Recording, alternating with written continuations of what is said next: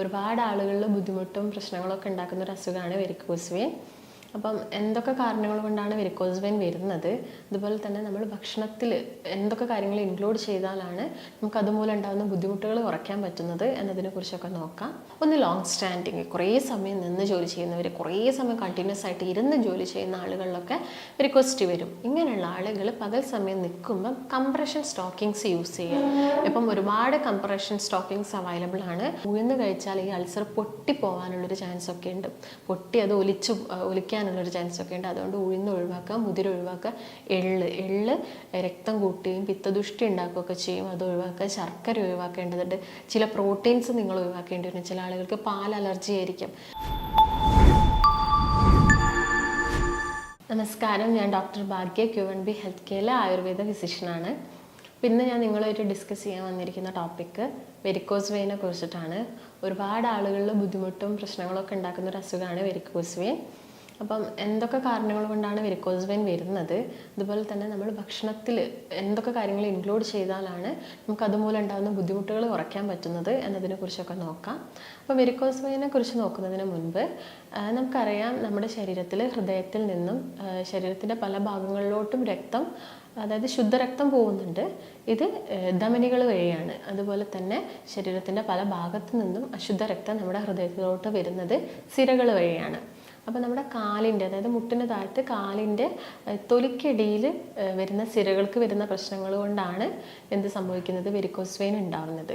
അപ്പം ഈ സിരകൾ എന്ന് പറയുന്നത് തൊലിക്ക് അടിയിലായിട്ട് കാണുന്ന സിരകളുണ്ട്, അതിനെ നമ്മൾ സൂപ്പർഫിഷ്യൽ വെയിൻ എന്നാണ് പറയുന്നത്. അതുപോലെ തന്നെ മസിൽസിൻ്റെ അടിയിലായിട്ട് കാണുന്ന സിരകളെ നമ്മൾ ഡീപ്പ് വെയിൻസ് എന്നാണ് പറയുന്നത്. അപ്പോൾ സൂപ്പർഫിഷ്യൽ വെയിൻ എന്ന് പറയുമ്പോൾ കുറച്ച് മുകളിലായിട്ട് നേരെ തൊലിക്കടിയിൽ. ഈ സൂപ്പർഫിഷ്യൽ വെയിനിൽ ഉണ്ടാവുന്ന ഈ സിരകൾക്ക് ഉണ്ടാവുന്ന, വാൽവുകൾക്ക് ഉണ്ടാവുന്ന പ്രശ്നം കൊണ്ടാണ് ഇങ്ങനെ വെരിക്കോസ് വെയിൻ വരുന്നത്. അത് ചിലപ്പം പൂർണ്ണമായിട്ടുള്ള അപാകതകളാവാം, അല്ലെങ്കിൽ ഭാഗികമായിട്ടുള്ള അപാകതകളൊക്കെ ആവാം. അപ്പം ഇങ്ങനെ സിരകൾ തടിച്ച് വീർത്ത് വരിക, ചില ആളുകളിൽ തടിച്ച് വീർത്ത് വളഞ്ഞു പൊളഞ്ഞു വരുന്ന ഒരു കണ്ടീഷനൊക്കെ നമ്മൾ കാണാറുണ്ട്. ഇതിനാണ് വെരിക്കോസിറ്റി എന്ന് പറയുന്നത്. എന്നാൽ എല്ലാവരിലും ഇങ്ങനെ ഞരമ്പ് അല്ലെങ്കിൽ സിരകൾ പുറത്തോട്ട് തടിച്ച് വീർത്ത് കാണണമെന്നില്ല. അതിനുള്ളൊരു കാരണം എന്ന് പറയുന്നത്, മെയിനായിട്ടും വെരിക്കോസിറ്റി രണ്ട് രീതിയിൽ വരാം. ഒന്ന് നമ്മുടെ തൊലിക്കുള്ളിലൊക്കെ ആയിട്ട് വരുന്നത്, മറ്റൊന്ന് തൊലിക്ക് പുറത്ത് വരുന്നത്. അപ്പോൾ പുറത്ത് വരുന്നത് കുറച്ചും കൂടി ബൾജായിട്ട് പുറത്തോട്ട് കാണുന്നുണ്ട്. അതിനെ നമ്മൾ എക്സ്റ്റേണൽ വെരിക്കോസിറ്റി എന്നാണ് പറയുന്നത്. മറ്റതിനെ നമ്മൾ ഇൻറ്റേർണൽ വെരിക്കോസിറ്റി എന്നാണ് പറയുന്നത്. അപ്പോൾ ഇതിൻ്റെ ഒരു ലക്ഷണങ്ങളൊക്കെ നോക്കുന്ന സമയത്ത് നമുക്കതിനെ ഗ്രേഡായിട്ട് പറയാം. ഗ്രേഡായിട്ട് പറയുന്ന സമയത്ത് ഒരു ഫസ്റ്റ് ഗ്രേഡ് 1 എന്ന് പറയുന്ന സമയത്ത് കൂടുതലായിട്ടും ആളുകൾ ഒരു സ്പൈഡർ വെബ്, അതായത് ഒരു ചിലന്തി വല പോലെ ഈ വെരിക്കോസിറ്റി കാണാം. അത് ചിലപ്പോൾ നമ്മുടെ കാലിൻ്റെ തുടയ്ക്ക് ബാക്ക് സൈഡിലായിട്ട് വരാം, അല്ലെങ്കിൽ ആ മുട്ടിൻ്റെ ബാക്ക് സൈഡിലോട്ടായിട്ട് വരാം, അല്ലെങ്കിൽ കണങ്കാലിൻ്റെ ഭാഗത്തൊക്കെ ചെറിയ രീതിയിൽ ചിലന്തി വല കാണപ്പെടാം. അതാണ് ഒരു ഫസ്റ്റ് ഗ്രേഡ് പറയുന്നത്. സെക്കൻഡ് ഗ്രേഡ് നോക്കുന്ന സമയത്ത് ഈ വെയിനുകൾ, സിരകൾ കുറച്ചും കൂടി ഒന്ന് തടിച്ചു വരും. അത് കൂടുതലായിട്ട് മുട്ടിൻ്റെ താഴത്തൊക്കെ ആയിരിക്കും ആളുകൾ തടിച്ചു വരുന്നത് കാണുന്നത്. കാലിൻ്റെ എല്ലാ ഭാഗത്തും വരും, അതായത് തൊടയുടെ ഭാഗങ്ങളിലൊക്കെ ചില ആളുകളിൽ കണ്ടുവരാറുണ്ട്. ഒരു ഗ്രേഡ് 3 എന്ന് പറയുന്ന സമയത്ത് കൂടുതലായിട്ടും നീര് വരുന്നതാണ്. അതായത് ഈ കണങ്കാലിൻ്റെ ഭാഗത്തൊക്കെ ആളുകളിൽ നീര് വരിക. അവർ ചിലപ്പം കൂടുതൽ സമയം നിന്ന് ജോലി ചെയ്യുന്ന ആളുകളാണെങ്കിൽ കൂടുതലായിട്ട് ഒരു വൈകുന്നേരങ്ങളാവുന്ന സമയത്തായിരിക്കും ഈ നീര് വന്ന് കിടക്കുന്നുണ്ടാവുക. രാവിലെ ചിലപ്പം ഉറങ്ങി എണീറ്റ് കഴിയുന്ന സമയത്ത് നീരൊക്കെ പോകും. പിന്നീടും വീണ്ടും നമ്മുടെ ജോലിയുടെ ഭാഗമായിട്ട് അത് വരും. അതുകൊണ്ട് തന്നെ ഇതിന് നമ്മളൊരു ഒക്യുപ്പേഷണൽ ഡിസീസ് എന്നാണ് പറയുന്നത്. കൂടുതലായിട്ടും ഈ നിന്ന് ജോലി ചെയ്യുന്ന പോലീസ്, സെക്യൂരിറ്റീസ്, ഈ ട്രാഫിക് പോലീസസ്, നഴ്സസ്, ടീച്ചേഴ്സ്, ഇവരിലൊക്കെയാണ് ഇത് കൂടുതലായിട്ടും കാണുന്നത്. അതുപോലെ തന്നെ സ്ത്രീകളിലും നമ്മൾ പറയാറുണ്ട് കുറച്ച് കൂടുതലായിട്ടാണ് കാണുന്നതെന്ന്. അതിനുള്ളൊരു കാരണം എന്ന് പറയുന്നത്, ഈ പ്രസവ സമയത്ത് അല്ലെങ്കിൽ അവർ കൂടുതൽ സ്ട്രെയിൻ ചെയ്യുക, അല്ലെങ്കിൽ ഈ പ്രഗ്നൻ്റ് ആയിരിക്കുന്ന സമയത്ത് അവർക്ക് വരുന്നൊരു വെയിറ്റ് ഗെയിന്, അല്ലെങ്കിൽ ഒരു ഹോർമോണൽ ചേഞ്ച് ഒക്കെയാണ്. എന്നാൽ ഒരു 70% സ്ത്രീകളിലും ഒരു ഡെലിവറി കഴിഞ്ഞതിന് ശേഷം ഇത് നോർമൽ ആവാറുണ്ട്. ഒരു 30% ആളുകളിൽ മാത്രമേ ഇത് അങ്ങനെ തന്നെ, അതായത് ആ ഒരു വേദനയും കടച്ചിലും കാര്യങ്ങളൊക്കെ ഉണ്ടാവാറുള്ളൂ. പിന്നെ ഒരു 4th സ്റ്റേജ് എന്നൊക്കെ പറയുന്ന സമയത്താണ് അവിടെ ഒരു നിറവ്യത്യാസവും അതുപോലെ തന്നെ ചൊറിച്ചിലൊക്കെ അനുഭവപ്പെടും ഒരു കണങ്കാലിൻ്റെ ഭാഗത്ത്. അതായത് ഒരു അൾസറിൻ്റെ മുൻപുള്ളൊരു സ്റ്റേജാണ് ഇങ്ങനെ നിറവ്യത്യാസവും അതുപോലെ നന്നായിട്ടുള്ളൊരു ചൊറിച്ചിലൊക്കെ ഉണ്ടാവുന്നത്. അപ്പോൾ ഒരു 5th സ്റ്റേജിൽ അൾസറായിട്ട് മാറാം, വ്രണങ്ങളായിട്ട് മാറാം. ഒരു 6th ഒക്കെ ആവുന്ന സമയത്താണ് ബ്ലീഡിങ് കൂടുതലായിട്ടൊക്കെ കണ്ടുവരുന്നത്. അപ്പോൾ ലക്ഷണങ്ങൾ പറയുകയാണെങ്കിൽ നമ്മൾ മെയിനായിട്ടും ഈ ഗ്രേഡ് അനുസരിച്ചിട്ടാണ് പറയുന്നത്. ഇനി കാരണങ്ങൾ നോക്കുകയാണെങ്കിൽ ആദ്യം തന്നെ പറയേണ്ട ഒരു കാരണം പ്രായം തന്നെയാണ്. പ്രായമാവുന്നതിനനുസരിച്ച് നമ്മുടെ മസിൽസ്, കാലുകളിലുള്ള മസിൽസിന് വരുന്നൊരു വീക്ക്നെസ്, ബലക്കുറവ് ഉണ്ടാവുക, അതുപോലെ തന്നെ രക്തക്കുഴലുകളുടെ ഇലാസ്റ്റിസിറ്റി നഷ്ടപ്പെടുക, അതുമൂലം തന്നെ രക്തക്കുഴലുകൾ ഉണ്ടാക്കിയിരിക്കുന്ന കൊളാജൻ, ഇലാസ്റ്റിൻ, പ്രോട്ടീൻസ് ഒക്കെ കുറയുക. ഇതുമൂലം പ്രായമാകുന്ന സമയത്ത് വെരിക്കോസിറ്റി വരാനുള്ളൊരു ചാൻസ് കൂടുതലാണ്. മറ്റൊരു കാരണം നോക്കുകയാണെങ്കിൽ പാരമ്പര്യമാണ്. അതായത് ഇപ്പം നമ്മളെ വീട്ടിലാർക്കെങ്കിലും ഉണ്ടെങ്കിൽ ചിലപ്പോൾ അത് നമ്മളെ നെക്സ്റ്റ് ജനറേഷനിലും വരാനുള്ളൊരു ചാൻസ് ഉണ്ട്. മറ്റൊരു കാരണം നോക്കുകയാണെങ്കിൽ കുറേ സമയം നിന്ന് ജോലി ചെയ്യുന്ന ആളുകളിലാണ്. നിന്ന് ജോലി ചെയ്യുന്ന സമയത്ത് നമ്മൾ കൂടുതലായിട്ടൊരു സ്ട്രെയിൻ കാലിന് കൊടുക്കുന്നു. ഇതുമൂലം വാൽവുകൾക്ക് തകരാറ് സംഭവിക്കുന്നു. മറ്റൊരു കാരണം നോക്കുകയാണെങ്കിൽ ഹോർമോണിൽ ഉണ്ടാകുന്ന വ്യത്യാസങ്ങൾ. സ്ത്രീകളെ നോക്കുകയാണെങ്കിൽ ഞാൻ പറഞ്ഞു, ഡെലിവറി സമയത്തോ അല്ലെങ്കിൽ ആർത്തവ വിരാമത്തിന് ശേഷം അവർക്ക് വരുന്നൊരു ഹോർമോണൽ ചേഞ്ച് കാരണം ഇങ്ങനെ വെരിക്കോസിറ്റി വരാം. പിന്നുള്ളൊരു കാരണം നോക്കുകയാണെങ്കിൽ ന്യൂട്രീഷണൽ ഡെഫിഷ്യൻസിയാണ്. അതായത് എന്തെങ്കിലും ഒരു ന്യൂട്രീഷൻ, വൈറ്റമിൻസിൻ്റെയോ മിനറൽസിൻ്റെയോ ഒക്കെ ഡെഫിഷ്യൻസി കാരണം നമ്മുടെ ശരീരത്തിൽ ഒരു അമിനോ ആസിഡ്സ് കൂടുതലായിട്ട് ഉൽപ്പാദിപ്പിക്കപ്പെടുക. അതായത് നാച്ചുറലി പ്രസൻ്റ് ആയിട്ടുള്ള ഒരു ഹീമോസിസ്റ്റിൻ എന്ന് പറഞ്ഞ അമിനോ ആസിഡ്സ് ഇങ്ങനെ ന്യൂട്രീഷണൽ ഡെഫിഷ്യൻസി ആവുന്ന സമയത്ത് കൂടുതലായിട്ട് ഉണ്ടാവുന്നു. ഇത് നമ്മുടെ കൊളാജൻ, അതുപോലെ തന്നെ ഇലാസ്റ്റിൻ, പ്രോട്ടീൻസിൻ്റെ ഒക്കെ അളവിൽ കുറവ് വരുത്തുന്നു. അതുമൂലം നമ്മുടെ വാൽവുകൾക്കൊക്കെ തകരാറ് സംഭവിക്കാം, രക്തക്കുഴലുകൾക്ക് ബലം കുറയാം. അതുകൊണ്ട് വെരിക്കോസിറ്റി വരാറുണ്ട്. മറ്റൊരു കാരണം നോക്കുകയാണെങ്കിൽ നിങ്ങളിപ്പം കൂടുതലായിട്ടും വെയിറ്റൊക്കെ പൊക്കുന്ന ആളുകളാണെങ്കിൽ, അതായത് ഇപ്പോൾ ജിമ്മിലൊക്കെ പോകുന്ന ആളുകളാണെങ്കിൽ അവർ നന്നായിട്ട് വെയിറ്റ് പൊക്കും. ഈ സമയത്ത് നമ്മൾ കൂടുതൽ ശ്വാസം മുകളിലോട്ട് എടുക്കുന്നത്, അതായത് ഓക്സിജൻ മുകളിലോട്ട് എടുക്കുന്ന സമയത്ത് താഴത്ത് നിന്ന്, അതായത് കാലിൽ നിന്നും മുകളിലോട്ട് രക്തം തിരിച്ചു വരണം. അവിടെ ഒരു സ്റ്റാഗ്നേഷൻ അല്ലെങ്കിൽ ഈ ഒരു ബ്ലഡിൻ്റെ ഫ്ലോ അവിടെ കുറയുന്നു. ഇതുമൂലം നമുക്ക് എന്ത് വരാം? വെരിക്കോസിറ്റി വരാം. അപ്പോൾ മെയിനായിട്ട് പറയുകയാണെങ്കിൽ ഇതൊക്കെ തന്നെയാണ് പ്രധാന കാരണങ്ങൾ. അതുപോലെ തന്നെ വെയിറ്റ്, അമിത ഭാരം ഉണ്ടാകുന്നത്, വെരിക്കോസ് വെയിൻ ഉള്ള ആളുകൾ പിന്നീട് ഭാരം കൂടുന്നത് ശ്രദ്ധിക്കണം. അതുപോലെ തന്നെ അവർക്ക് ഇടയ്ക്കിടയ്ക്ക് വരുന്ന കോൺസ്റ്റിപ്പേഷനും കാര്യങ്ങളും ഈ കണ്ടീഷന് വല്ലാതെ, അതായത് ആ ഒരു കണ്ടീഷൻ വല്ലാതെ സീവിയർ ആക്കാനുള്ളൊരു കാരണം കൂടിയാവുന്നുണ്ട്. അപ്പോൾ ഇതൊക്കെ തന്നെയാണ് പ്രധാനപ്പെട്ട ചില കാരണങ്ങൾ. അപ്പോൾ ഇതിനു വേണ്ടി നിങ്ങൾ ശ്രദ്ധിക്കേണ്ട ചില കാര്യങ്ങൾ എന്തൊക്കെയാണെന്ന് വെച്ചാൽ, ഒന്ന് ലോങ് സ്റ്റാൻഡിങ്, കുറേ സമയം നിന്ന് ജോലി ചെയ്യുന്നവർ, കുറേ സമയം കണ്ടിന്യൂസ് ആയിട്ട് ഇരുന്ന് ജോലി ചെയ്യുന്ന ആളുകളിലൊക്കെ വെരിക്കോസിറ്റി വരും. ഇങ്ങനെയുള്ള ആളുകൾ പകൽ സമയം നിൽക്കുമ്പം കംപ്രഷൻ സ്റ്റോക്കിങ്സ് യൂസ് ചെയ്യുക. ഇപ്പം ഒരുപാട് കംപ്രഷൻ സ്റ്റോക്കിങ്സ് അവൈലബിൾ ആണ്.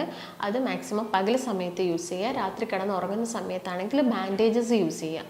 ബാൻഡേജസ് യൂസ് ചെയ്യുന്ന സമയത്ത് നിങ്ങൾ എപ്പോഴും കാലിൻ്റെ താഴ്ഭാഗത്ത് നിന്ന് മുകളിലോട്ട് വലിച്ച് വേണം കെട്ടാൻ. അപ്പം രാത്രി കെട്ടുന്ന സമയത്ത് കുറച്ച് ടൈറ്റായിട്ട് കെട്ടിയിട്ട് കിടന്നുറങ്ങുക. അതാണ് മെയിനായിട്ട് ശ്രദ്ധിക്കേണ്ടത്. അതുപോലെ തന്നെ എപ്പോഴും നമ്മുടെ ഹാർട്ടിനേക്കാളും കുറച്ച് ഉയർന്ന് വേണം നമ്മുടെ കാലുണ്ടാവാൻ. അതുകൊണ്ടൊരു 2-3 തലയണ വെച്ചിട്ട് അതിൻ്റെ മുകളിൽ കാല് വെച്ച് കിടന്നുറങ്ങാനും നോക്കുക. പിന്നെ നമ്മൾ എന്തായാലും ഒരു വേദനയും കടച്ചിലൊക്കെ ഉള്ളതുകൊണ്ട് തന്നെ നമ്മൾ എന്തായാലും ഒരു ഓയിൽ മസാജോ കാര്യങ്ങളൊക്കെ എന്തായാലും ചെയ്യും. ഇങ്ങനെ മസാജൊക്കെ ചെയ്യുന്ന സമയത്ത് അധികം പ്രഷർ കൊടുക്കരുത്. പ്രഷർ കൊടുക്കുന്ന സമയത്ത് ഈ രക്തക്കുഴലുകളുടെ ഭിത്തിയിൽ, അതായത് വാൽവിന് തകരാറ് സംഭവിച്ചതുകൊണ്ട് തന്നെ അവിടെ രക്തം കട്ട പിടിക്കാനുള്ളൊരു ചാൻസ് ഉണ്ട്. അതുകൊണ്ടാണ് ഈ ഞരമ്പുകളും സിരകളൊക്കെ പുറത്തോട്ട് തടിച്ച് കാണുന്നത്.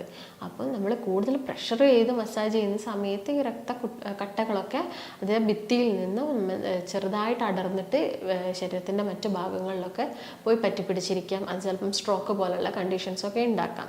അതുപോലെ തന്നെ അധികം ചൂട് പിടിക്കുന്നതും നല്ലതല്ല. അധികം ചൂട് പിടിക്കുകയും വേണ്ട. അതുപോലെ തന്നെ അധികം പ്രഷർ ചെയ്ത് മസാജ് ചെയ്യരുത്. അതുപോലെ തന്നെ മസാജ് ചെയ്യുന്ന സമയത്ത് എപ്പോഴും താഴ്ഭാഗത്തു നിന്ന് മുകൾ ഭാഗത്തേക്ക് വേണം മസാജ് ചെയ്യാൻ. നോർമലി നമ്മൾ എന്ത് കണ്ടീഷൻസിനും മുകളിൽ നിന്ന് താഴോട്ടാണ്, എന്നാൽ ഇത് എപ്പോഴും താഴ്ഭാഗത്തു നിന്ന് മുകൾ ഭാഗത്തോട്ട് വേണം മസാജ് ചെയ്യാൻ. ഇതൊക്കെയാണ് ശ്രദ്ധിക്കേണ്ടത്. അതുപോലെ തന്നെ ശ്രദ്ധിക്കേണ്ട ഒരു കാര്യം, അമിത ഭാരം ആവാതെ നോക്കുക, മലബന്ധം കുറയ്ക്കുക, പിന്നെ രക്തം ശുദ്ധീകരിക്കുന്ന ഭക്ഷണങ്ങൾ ഇൻക്ലൂഡ് ചെയ്യുക. അതായത് ചെറുനാരങ്ങ, മഞ്ഞൾ, ഇലക്കറികൾ ധാരാളം കഴിക്കാൻ നോക്കുക. അതുപോലെ തന്നെ വെള്ളം ധാരാളം കുടിക്കുക. എക്സസൈസ് ചെയ്യുന്ന സമയത്ത് വിഗറസ് ആയിട്ട്, അതായത് ഭയങ്കര ശക്തിയോടുകൂടി എക്സസൈസ് ഒന്നും ചെയ്യേണ്ട ആവശ്യമില്ല. വെരിക്കോസ് വെയിൻ ഉള്ള ആളുകൾ അങ്ങനെ ചെയ്യുന്ന സമയത്ത് അവരുടെ കാലിൻ്റെ വേദന കൂടാനുള്ളൊരു ചാൻസ് ഉണ്ട്. അതുകൊണ്ട് നടത്തൊക്കെ ആണെങ്കിൽ തന്നെ ഒരു ഹാഫ് ആൻ അവർ നടക്കുന്നത് വളരെ സ്ലോ ആയിട്ട് മെല്ലെ മെല്ലെ നടക്കുന്നതായിരിക്കും കുറച്ചും കൂടി നല്ലത്. അപ്പോൾ ഇതൊക്കെയാണ് മെയിനായിട്ട് ശ്രദ്ധിക്കേണ്ട കാര്യങ്ങൾ. ഇനി നിങ്ങൾ എന്തൊക്കെ സാധനങ്ങളാണ് ഭക്ഷണത്തിൽ ഇൻക്ലൂഡ് ചെയ്യേണ്ടത് നോക്കുന്ന സമയത്ത് ആദ്യം തന്നെ നമുക്ക് മലബന്ധം കുറയ്ക്കണം. അതുപോലെ തന്നെ ഓവർ വെയിറ്റ് ഉള്ള ആളുകളാണെങ്കിൽ വെയിറ്റ് റെഡ്യൂസ് ചെയ്യുക. അപ്പോൾ മലബന്ധം കുറയ്ക്കാൻ നമ്മൾ കൂടുതലായിട്ടും ഫൈബേഴ്സ് അടങ്ങിയ, നാരുകൾ അടങ്ങിയ ഭക്ഷണങ്ങളാണ് കഴിക്കേണ്ടത്. അതെന്ന് പറയുന്ന സമയത്ത് ഇപ്പോൾ പഴങ്ങളാണെങ്കിലും പച്ചക്കറികളാണെങ്കിലും ഒക്കെ നാരുകൾ അടങ്ങിയത് കഴിക്കാം. പഴങ്ങൾ കഴിക്കുന്ന സമയത്ത്, ജ്യൂസ് ആക്കുന്ന സമയത്ത് നാര് പോവും. അപ്പോൾ നോർമലി കട്ട് ചെയ്ത് കഴിക്കാൻ നോക്കുക. പച്ചക്കറികൾ നോക്കുകയാണെങ്കിൽ beans, capsicum, capsicum, broccoli, cauliflower, cabbage, ഇതിലൊക്കെ ഒരുപാട് നാരുകളുണ്ട്. അതുപോലെ തന്നെ ഇലക്കറികൾ കഴിക്കാൻ നോക്കുക. ഇലക്കറികൾ കഴിക്കുന്ന സമയത്ത് അതിൽ ഒരുപാട് മാഗ്നീഷ്യം ഉണ്ട്. മാഗ്നീഷ്യം ഉള്ളതുകൊണ്ട് തന്നെ നമ്മുടെ മസിൽസിനൊക്കെ അതൊരു ബലം കൊടുക്കും. പിന്നെ ഇലക്കറികൾ കഴിക്കുമ്പോൾ നമ്മൾ മൂത്രത്തിൻ്റെ അളവ് കൂടുന്നത് വഴി ഇങ്ങനെ ഉണ്ടാകുന്ന നീരുകളൊക്കെ കുറയ്ക്കാൻ സഹായിക്കും. ഇതാണ് ഇലക്കറികൾ കഴിക്കുക. അതുപോലെ തന്നെ തവിടുള്ള ധാന്യങ്ങൾ, അരികളൊക്കെ ഭക്ഷണത്തിൽ ഇൻക്ലൂഡ് ചെയ്യാൻ നോക്കുക. അതോടൊപ്പം തന്നെ ഇഞ്ചി കഴിക്കുക. ഇഞ്ചി കഴിക്കാൻ പറയുന്നത് ഇഞ്ചിയിൽ നമ്മുടെ രക്തം കട്ട പിടിക്കുന്ന ഒരു ഫൈബ്രിൻ എന്ന് പറഞ്ഞൊരു ഘടകമാണ് രക്തം കട്ട പിടിക്കാൻ സഹായിക്കുന്നത്. ഇത് ബ്രേക്ക് ഡൗൺ ചെയ്യാൻ ഇഞ്ചി സഹായിക്കും. അതുകൊണ്ട് ഇഞ്ചി നീര് കഴിക്കാം, അല്ലെങ്കിൽ അത് ചായ ആക്കിയൊക്കെ നിങ്ങൾക്ക് ഉപയോഗിക്കാം. മറ്റൊരു കാര്യം പറയുന്നത് റൂട്ടിനാണ്. റൂട്ടിൻ എന്ന് പറയുന്നത് കൊളസ്ട്രോൾ, BP ഒക്കെ കുറയ്ക്കാൻ സഹായിക്കുന്ന ഒരു ഫ്ലാവനോയിഡാണ്. ആൻറ്റി ഇൻഫ്ലമേറ്ററി ആണ്. അതുപോലെ തന്നെ അത് ആൻറ്റി ഓക്സിഡൻ്റ് ആണ്. കൂടുതലായിട്ടും ബെറി ഫ്രൂട്ട്സിലാണ് കാണുന്നത്. അതായത് ബ്ലൂബെറി, ബ്ലാക്ക്ബെറി, പിന്നെ നമ്മുടെ ആപ്പിളിൽ കാണുന്നുണ്ട്, അതുപോലെ തന്നെ മുന്തിരിയിൽ കാണുന്നുണ്ട്. അപ്പോൾ ഇതൊക്കെ ഭക്ഷണത്തിൽ ധാരാളം ഇൻക്ലൂഡ് ചെയ്യാവുന്ന സമയത്ത് നമ്മുടെ വാൽവുകൾക്കൊക്കെ ബലം കിട്ടും. രക്തം കട്ട പിടിക്കുന്നത് നമുക്കറിയാം. വെരിക്കോസിറ്റി ഉള്ള ആളുകളിൽ കാലിൻ്റെ ഭാഗത്തൊക്കെ രക്തത്തിൻ്റെ ഫ്ലോ വളരെ കുറവായിരിക്കും. അപ്പോൾ അത് പ്രിവെൻറ്റ് ചെയ്യാനും ഈ റൂട്ടിൻ സഹായിക്കും. അതുപോലെ തന്നെ നമ്മുടെ വെയിൻ്റെ ആരോഗ്യത്തിന് നല്ലതാണ് ബീട്രൂട്ട്. നമുക്കറിയാം ബീട്രൂട്ട് രക്തം കൂട്ടാനൊക്കെ സഹായിക്കുന്ന ഒരു പച്ചക്കറിയാണ്. അപ്പം ബീട്രൂട്ടിൽ ബീറ്റാസൈനിൻ എന്ന് പറഞ്ഞൊരു ഘടകമുണ്ട്. ഈ ഘടകം എന്താ ചെയ്യുന്നത്? നേരത്തെ ഞാൻ പറഞ്ഞ പോലെ തന്നെ നാച്ചുറലി നമ്മുടെ ശരീരത്തിൽ കാണുന്ന ഒരു അമിനോ ആസിഡ്സ് ആണ് എന്ത് പറയുന്നത്? ഹീമോസിസ്റ്റിൻ. ഇതിനെ കുറച്ചുകൊണ്ട് വരും. ഇത് കൂടിയാൽ നമ്മുടെ രക്തക്കുഴലുകൾക്കൊക്കെ ഇത് ബാധിക്കും. അതുകൊണ്ട് ഇത് കുറയ്ക്കാൻ സഹായിക്കുന്നതാണ് എന്ത്? ബീട്രൂട്ട്. അതുപോലെ തന്നെ വൈറ്റമിൻ C റിച്ച് ആയിട്ടുള്ള ഫ്രൂട്ട്സുകൾ, അതായത് സിട്രസ് ഫ്രൂട്ട്സുകൾ, മുസമ്പി, ഓറഞ്ച്, ചെറുനാരങ്ങ, ഇതൊക്കെ ധാരാളം കഴിക്കാൻ നോക്കുക. ഇതൊക്കെ നമ്മുടെ രക്തക്കുഴലിൻ്റെ ബലം കൂട്ടാനും അതുപോലെ തന്നെ രക്തം കട്ട പിടിക്കുന്നതൊക്കെ കുറയ്ക്കാനൊക്കെ സഹായിക്കും. അതുപോലെയാണ് വൈറ്റമിൻ E അടങ്ങിയിട്ടുള്ള അവാക്കാഡോ അഥവാ ബട്ടർ ഫ്രൂട്ട്, വെണ്ണപ്പഴം എന്നൊക്കെ നമ്മൾ പറയും. അത് ബ്ലഡ് കട്ട പിടിക്കുന്നത് കുറയ്ക്കും. വൈറ്റമിൻ E നമുക്കറിയാം ഒരു ബ്ലഡ് തിന്നറാണെന്ന് നമുക്കറിയാം. അതിന് ഹെൽപ്പ് ചെയ്യും. അതുപോലെ തന്നെ ശതാവരി നല്ലതാണ്. ശതാവരി എന്ന് പറയുന്ന സമയത്ത് ആസ്പരാഗസ് നമുക്കറിയാം, അതിൻ്റെ സ്പ്രൗട്ട്സ് ഒക്കെ ഇപ്പം അവൈലബിൾ ആയിട്ട് കിട്ടും. ഈ മുളകൾ അത് നമുക്ക് തോരനായിട്ട് അല്ലെങ്കിൽ കറിയൊക്കെ വെച്ചിട്ട് കഴിക്കാവുന്നതാണ്. അതുപോലെ തന്നെ ജീരകജലം, വെറും വയറ്റിൽ ജീരകജലം കുറയ്ക്കുന്നത് പെയിനൊക്കെ കുറയ്ക്കാൻ സഹായിക്കും. അതുപോലെ നിങ്ങൾക്ക് ഇങ്ങനെ നന്നായിട്ട് ബ്ലീഡിങ്, അൾസറൊക്കെ വന്നിട്ട് ബ്ലീഡിങ് ഉള്ള സമയത്ത് നമുക്ക് അവിടെ ഐസ് പാക്സും കാര്യങ്ങളൊക്കെ വെച്ച് കൊടുക്കാം. അതുപോലെ ഈ ചൊറിച്ചിലോ ബ്ലാക്കിഷ് ഡിസ്കളറേഷനൊക്കെ വരുന്ന ഭാഗത്ത് നമുക്ക് ചുക്ക്, ഇഞ്ചി ഉണങ്ങിയ ചുക്ക് പൊടിച്ചിട്ട് കുറച്ച് ചൂടുവെള്ളമൊക്കെ മിക്സ് ചെയ്തിട്ട് ആ ഭാഗത്ത് നമുക്ക് ഒരു പേസ്റ്റ് പോലെ അപ്ലൈ ഒക്കെ ചെയ്ത് കൊടുക്കാം. ഇതൊക്കെയാണ് നിങ്ങൾ ഭക്ഷണത്തിൽ ഇൻക്ലൂഡ് ചെയ്യേണ്ടത്. അതുപോലെ തന്നെ നമുക്ക് വീട്ടിൽ ചെയ്യാൻ പറ്റുന്ന ചില കാര്യങ്ങളോ ഇതൊക്കെയാണ്. അപ്പം ഭക്ഷണത്തിൽ നിന്ന് ഒഴിവാക്കേണ്ട കാര്യങ്ങൾ എന്ന് പറയുമ്പം എപ്പോഴും ഞാൻ പറയുന്ന പോലെ തന്നെ തവിട് ഇല്ലാത്ത അരി എന്ന് പറയുന്ന സമയത്ത് നമ്മൾ വൈറ്റ് റൈസ്, മൈദ അടങ്ങിയ ഭക്ഷണം, ബ്രെഡ്, ബിസ്ക്കറ്റ്സ് പോലുള്ള സാധനങ്ങളൊക്കെ ഒഴിവാക്കണം. പിന്നെ ഒഴിവാക്കുന്ന സമയത്ത് നമുക്ക് ഇൻസുലിൻ കുറയ്ക്കാനും പറ്റും. അതുപോലെ തന്നെ വെയിറ്റ് കുറയ്ക്കാൻ പറ്റും. പഴങ്ങളും പച്ചക്കറികളൊക്കെ കഴിക്കുന്ന സമയത്ത് അതിൽ കാലോറീസ് കുറവായതുകൊണ്ട് വെയിറ്റും കൂടില്ല. അതാണ് ശ്രദ്ധിക്കേണ്ടത്. അതുപോലെ തന്നെ ഉപ്പടങ്ങിയ ഭക്ഷണം കഴിക്കുന്ന സമയത്ത് എന്താണ് സംഭവിക്കുന്നത്? ശരീരത്തിൽ ജലാംശം കൂടുന്നു. ജലാംശം കൂടുന്ന സമയത്ത് സിരകളിലും ധമനികളിലൊക്കെ പ്രഷർ കൂടുന്നു. അതുകൊണ്ടാണ് BP കൂടുന്നത്. അതുപോലെ തന്നെ നമ്മൾ സിരകളിൽ പ്രഷർ കൂടുന്ന സമയത്ത് വെരിക്കോസിറ്റി വരുന്നു. അതുപോലെ ഷുഗർ അടങ്ങിയ പേസ്ട്രീസ്, കേക്ക്സ് കാര്യങ്ങളൊക്കെ കുറയ്ക്കുക. ഇൻസുലിൻ റെസിസ്റ്റൻസ് കുറയ്ക്കാൻ പറ്റും. അതുപോലെ തന്നെ ആൽക്കഹോൾ നമുക്കറിയാം രക്തദുഷ്ടി ഉണ്ടാക്കും. അങ്ങനെ രക്തദുഷ്ടി ഉണ്ടാക്കിയാൽ വെരിക്കോസിറ്റി വരും. അതുകൊണ്ട് ആൽക്കഹോൾ ഒഴിവാക്കാൻ നോക്കുക. അതുപോലെ തന്നെ ശ്രദ്ധിക്കേണ്ട രക്തദുഷ്ടി ഉണ്ടാക്കുന്ന ചില ഭക്ഷണങ്ങളാണ് ഉഴുന്നെന്ന് പറയുന്നത്.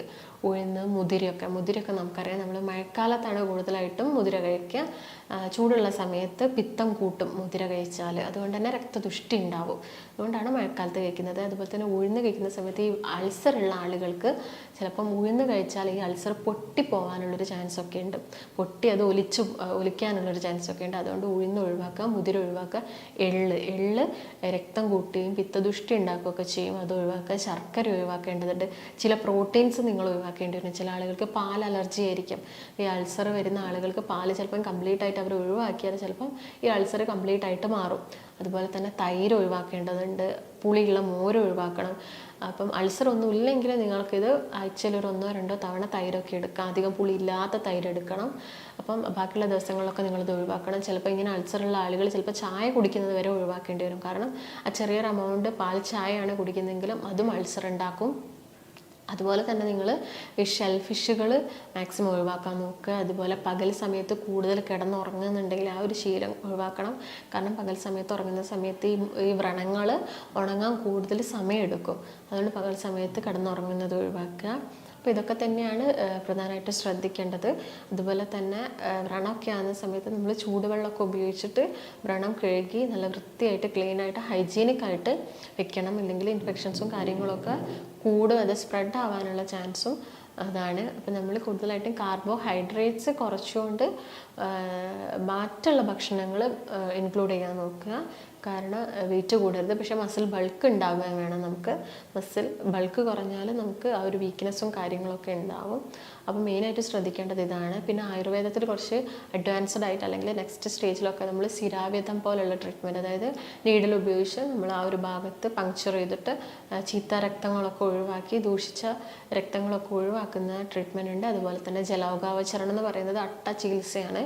അട്ട ഉപയോഗിച്ച് നമ്മൾ ആ ഒരു ഭാഗത്തെ രക്തത്തെയൊക്കെ ശുദ്ധീകരിക്കുന്ന മെത്തേഡും ഉണ്ട്. അപ്പോൾ നിങ്ങൾക്ക് എല്ലാ കാര്യങ്ങളും മനസ്സിലായെന്ന് വിചാരിക്കുന്നു. അപ്പോൾ എന്തെങ്കിലും സംശയങ്ങളോ കാര്യങ്ങളോ ഉണ്ടെങ്കിൽ താഴെ കാണുന്ന നമ്പറുമായിട്ട് ബന്ധപ്പെടുക. ഒരുപാട് ട്രീറ്റ്മെൻറ്റ്സ് വെരിക്കോസ് വെയിന് വേണ്ട ഒരുപാട് ട്രീറ്റ്മെൻറ്റ്സും കാര്യങ്ങളും ആയുർവേദത്തിൽ അവൈലബിൾ ആണ്. അപ്പോൾ നമുക്ക് മറ്റൊരു നല്ല വീഡിയോ ആയിട്ട് വീണ്ടും കാണാം. നന്ദി.